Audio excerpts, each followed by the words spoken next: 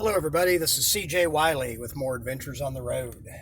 I'm in Hot Springs, Arkansas. Been up to the top of this mountain that's downtown. It's got a lookout tower that you can see for miles and miles. Man, it rained all day, but I walked around the town. It's such a cool little town. Has a great history with lots of mobsters used to come down here from Chicago. I think Al Capone and a bunch of them. They've got like haunted tours. I still haven't seen a ghost. Like I said in one of my videos, I'll start using the ghost ball system if I ever see a ghost. But until then, I'm aiming at something real that I can see. Anyway, this town reminds me of something that happened a long time ago. And as you know, I've been around a lot of underworld characters. And one of the most memorable was in Albuquerque, New Mexico. I used to go out there and had a lot of friends in Las Cruces and El Paso. But Albuquerque is where I met the most unusual.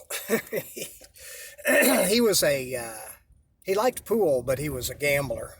I'm not going to mention his name. It won't be that hard to find if you do a little researching, but for the most part, I'm gonna keep the names to myself to protect the innocent, because this does get a little bit hairy, let's just say. Because I started messing around with this guy in Albuquerque, and he was a big golf gambler and played really good. He beat some tour pros playing for money, and was just a birdie machine. He was one of the best putters in the country until he started going off on the wrong path. And I will tell you this: drugs will mess up your golf game and your pool game too. But last time I saw him play, it wasn't pretty. He hit it over one sand trap into another sand trap and back over the sand trap into another sand trap, and it was pretty disappointing, to see somebody get like that. But we used to go to his house, and he always had really hot girls around his house because of the drugs, really. But I was just infatuated with the control that he had, because according to him, he'd sold more real estate than anybody in the history of Albuquerque, and he and a group had sold Padre Island in Texas by getting Paul Harvey, that used to do the rest of the story.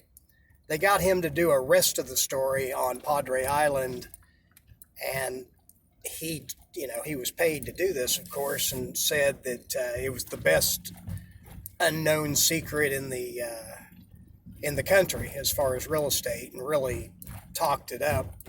And they ended up selling it for a lot of money. But Padre Island was kind of a crappy place.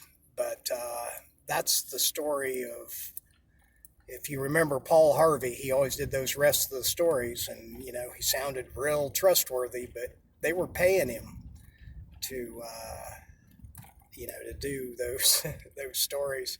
So most things that you see on TV or on the radio are going to be scripted for the most part. I just don't want to listen to anybody that's reading to me, and that's what we're dealing with these days with these hustlers that are on top of the food chain, so to speak. But one night we were at this guy's house partying, and we stayed up all night. And he said, this was about 4 in the morning. He says, let's fly up to northern New Mexico. And I was like, you mean right now? He goes, yeah. He says, I got my airplane, at the airport, private airport. He says, I can take it anytime I want. So we got in his car and went to the airport. So we pulled up and got out of the car and went up to his plane. Well, the first thing that I noticed was it didn't have any air in the tires. So I said, well, I guess we can't go. We don't have any air in the tires. He says, oh, that'll be all right. We can still take off without air in the tires. And I'm like, are you serious? He goes, yeah, yeah, yeah. It won't make any difference in an airplane. Well, I was feeling no pain at the time, so I went along with it. And sure enough, we took off without air in the tires.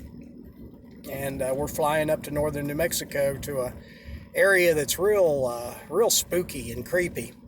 It's where they've found cattle with all their insides taken out with like radiation around them, and it looks like some kind of UFO stuff.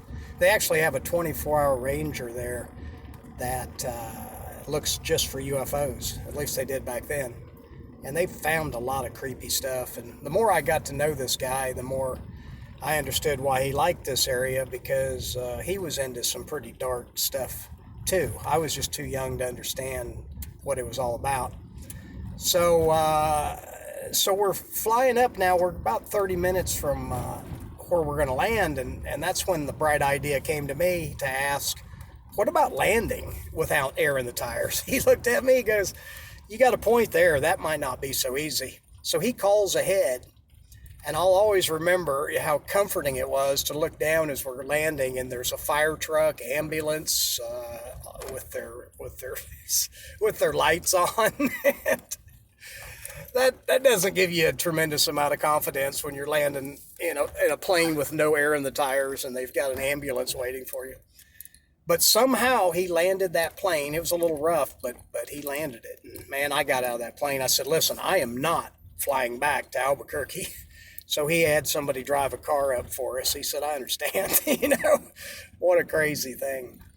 So anyway, how does Little Rock, Arkansas fit into this? Well, after that trip, I started getting a real funny feeling about being around there, so I ended up leaving. And there was a girl there that I really liked. He liked too, but I think she liked me a little better.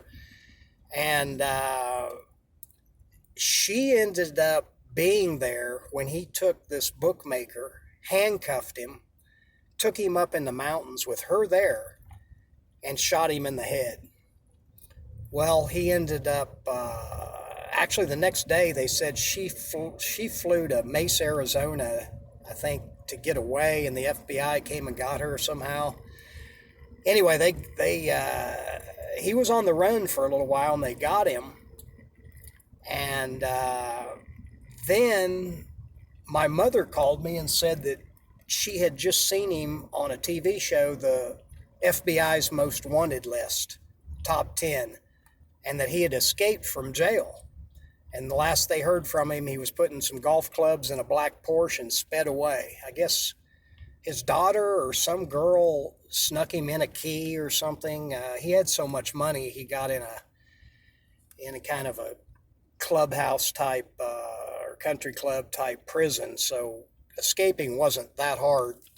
But he was on the run for several years, and they ended up catching him here in Hot Springs, Arkansas. This is where he went, and he didn't look the same. I saw pictures of him when they caught him and took him back to jail. I'm pretty sure they will never allow him to get close to escaping again.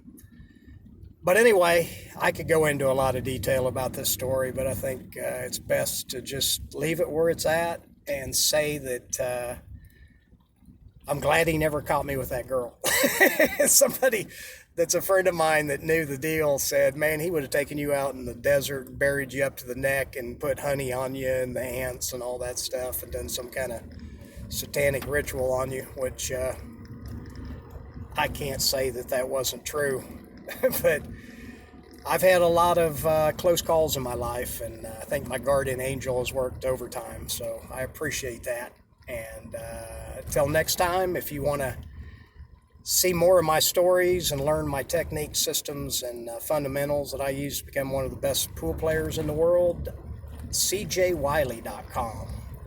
And I've got over 15 hours of instructional videos, and I'll be putting up more road stories here soon, and hope you're doing well.